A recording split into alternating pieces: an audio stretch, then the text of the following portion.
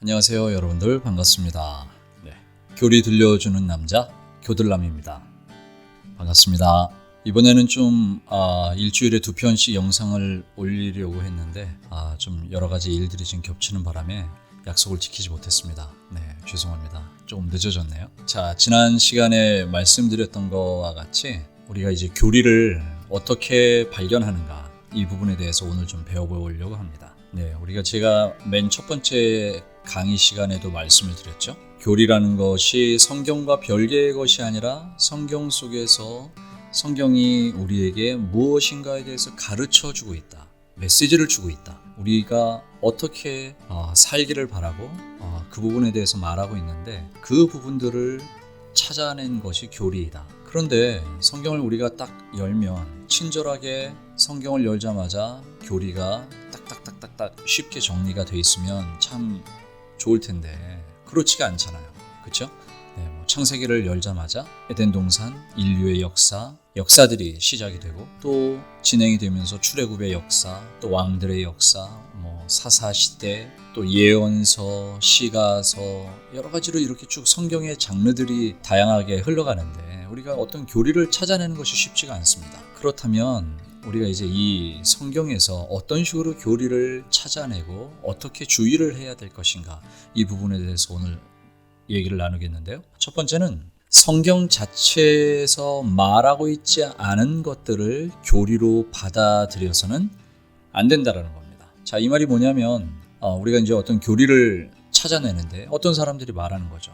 이거는 내가 다니는 어느 교회 목사님이 하나님으로부터 어떤 직접적인 계시를 받았다, 아니면 환상을 통해서, 아니면 또 이거는 성경에는 있지 않지만 굉장히 오랜 세월 동안 우리에게 전해 내려왔던 어떤 전통이다. 이 전통이라는 얘기를 지적을 한 것은 로이드 존스 목사님이 이 책에서 특히 이 로마 카톨릭에 대해서 지적을 하고 있습니다. 책에서 어떠한 내용을 다루고 있냐면, 우리가 이제 성찬을 하잖아요. 성찬을 하는데 로마 카톨릭에서는 그 성찬에서의 그 상황을 뭐라고 말하냐면 화채설이라고 말합니다.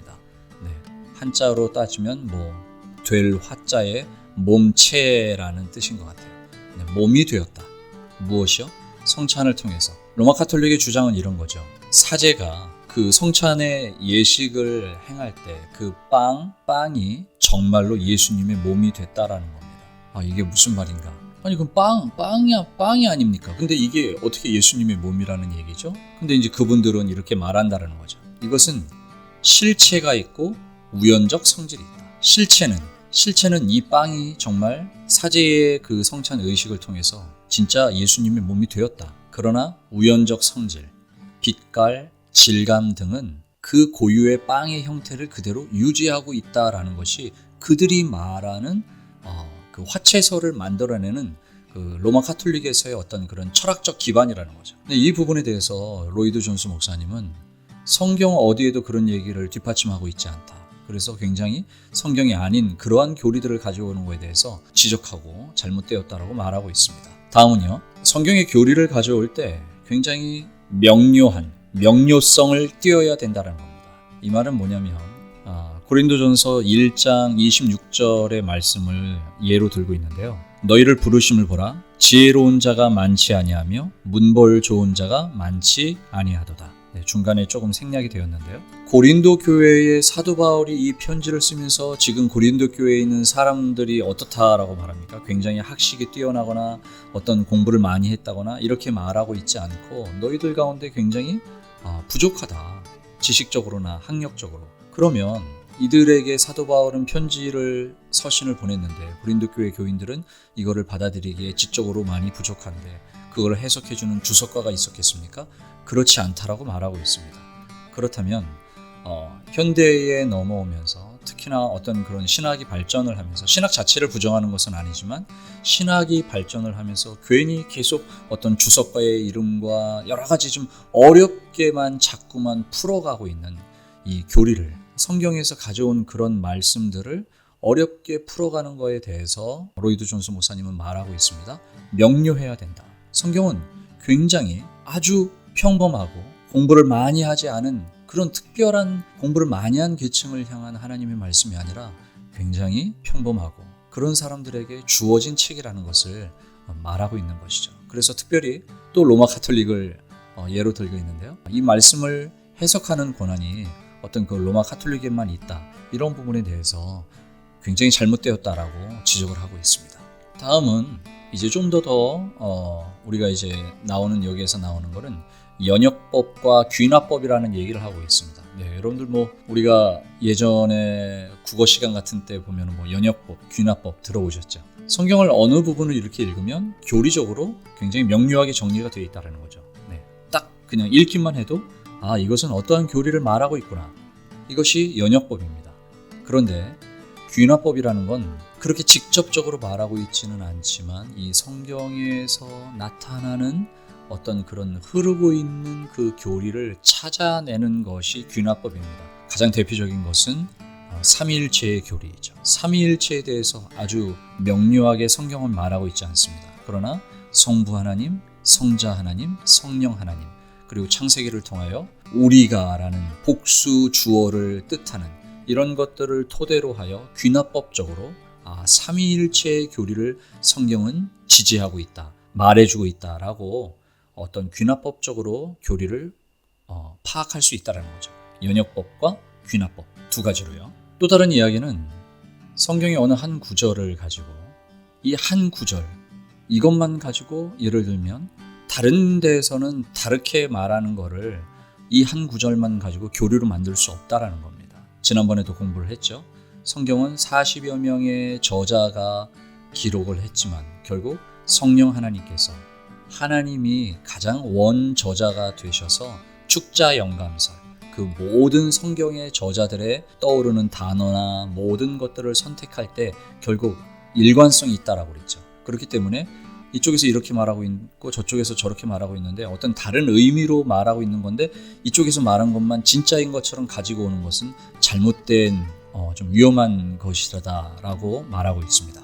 그렇다면 이제 이 책에서 왜 사람들은 각자 자기네들이 주장하고 있는 이런 교리적인 부분에 있어서 생각의 차이가 나는가? 로이드 존스 목사님은 이것을 뭐라고 말하냐면 어떤 사람들은 자기만의 어떤 그런 철학, 자기만의 가치, 그런 관념 속에 성경의 어떤 교리들을 자꾸만 끼워 맞추려고 한다라는 거죠. 예를 들면 뭐 자유의지다라는 단어 앞에서 자유의지에 대해서 본인들이 원래 생각하고 있었던 그런 자신들만의 그런 관념 속에 이 성경에 있는 것들을 자꾸 끼워 맞추려고 하다 보니까 사람들 사이에 의견이 다르다라고 말하고 있습니다. 그 다음에 또 우리가 많이 나오는 것이 예언이라는 단어죠. 성경의 곳곳에 구약에도 그렇고 신약 성경에도 예언이라는 말이 많이 나옵니다. 오늘날에도 이 예언이라는 것들에 대해서 잘못 그릇되게 생각을 하거나 해석을 하게 되면 여러 가지 참 많은 문제들이 있는 거죠. 그렇기 때문에 이런 것들 또한 자기가 가지고 있는 어떤 가치관, 그런 속에 교리를 자꾸만 끌어오다 보니까 생각이 달라진다라고 말하고 있습니다. 그리고 아까도 제가 말씀을 드렸지만 그 예수님의 몸이 예수님이 이것은 내 몸이다 라고 말했기 때문에 그 로마 카톨릭에서는 이것을 내 몸이다 라고 말했기 때문에 이것을 문자적으로 그대로 해석을 하여 사실 이것은 예수님이 상징적인 의미로 말씀하신 것인데 문자적으로 해석을 하였기 때문에 교리적인 생각이 다르다라는 거죠. 왜냐하면 정통 기독교에서는 아까 로마 카톨릭이 말했던 그 화채설을 그 입장을 받아들이지 않고 있거든요. 요한계시록을 보면 그걸 문자적으로 해석하면 이단이 됩니다. 요한계시록은 상당히 상징적인 책입니다. 여러분들이 에스겔 예언서나 다니엘 이런 데도 보면은 어떤 그런 것들, 어떤 그 선지서들이 예언을 말할 때 그 모든 것들이 성경에서는 상징성을 띠고 있는 부분이 분명히 있는데 이거를 문자적으로 가져오면 굉장히 잘못된 해석이 될 수 있겠죠. 그럼 예수님께서 너희 눈으로 음욕을 품는 사람들은 눈을 뽑아버리고 손으로 도둑질하는 사람들은 손을 잘라버리라고 했을 때 이것을 문자적으로 정말 그렇게 이 기독교 역사 속에서 있었거든요. 문자적으로 성경을 해석해서 정말 그렇게 신체 일부를 가혹하게 받아들인 사람들도 있습니다. 그렇지 않잖아요. 예수님이 그렇게 표현하신 것은 예수님의 말씀으로 잘못된 것이 아니라 예수님이 얼마만큼 마음의 본성에 있는 겉으로 바깥으로 나오지 않는 죄라 할지라도 마음속에 있는 이 죄가 얼마나 문제가 있는가 그것을 표현하고 있는 거죠. 그걸 문자적으로 받아들이는 건 굉장히 위험한 겁니다. 네, 마지막으로 두 가지 말씀드리는데요. 성경을 보면 교리를 우리가 찾아낼 때 성경에서 바울이 그렇게 말하잖아요. 우리가 지금은 거울을 보는 것 같이 희미하다. 네, 이 거울은 신약시대 때의 거울은 구리 같은 이런 어떤 그 금속 같은 형태를 띈 거울이기 때문에 오늘날과 같이 이렇게 선명한 그런 거울이 아닌 거죠. 그런 것처럼 성경의 어떠한 부분에 대해서는 교리를 하나님이 우리에게 분명하게 말하고 있지 않습니다. 그거를 분명하게 말하고 있지 않는 부분에 대해서는 우리가 그대로 그냥 받아들이면 됩니다. 이것을 우리의 생각과 우리의 체계와 더 이것을 우리만의 어떤 가치관으로 이것은 이러할 것이다 라고 추측하면서 나아가는 것은 위험하다라는 거죠. 그리고 또 한 가지는 하나님이 우리에게 꼭 필요한 구원의 진리에 대해서는 성경이 명백하게, 이것은 반드시 우리가 알아야 될 것이기 때문에 명백하게 얘기하고 있다라는 것입니다. 오늘은 여기까지 배우겠습니다.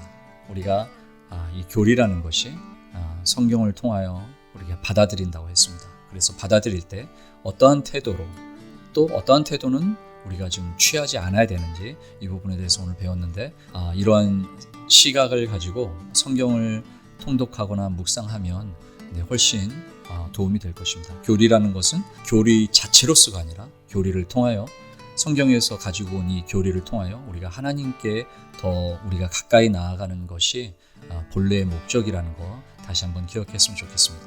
이제 다음 시간부터는 더 구체적인 이제 교리의 영역으로 들어가도록 하겠습니다. 네, 여러분들 오늘도 함께 나눠주셔서 고맙습니다. 다음 시간에 뵙겠습니다. 감사합니다.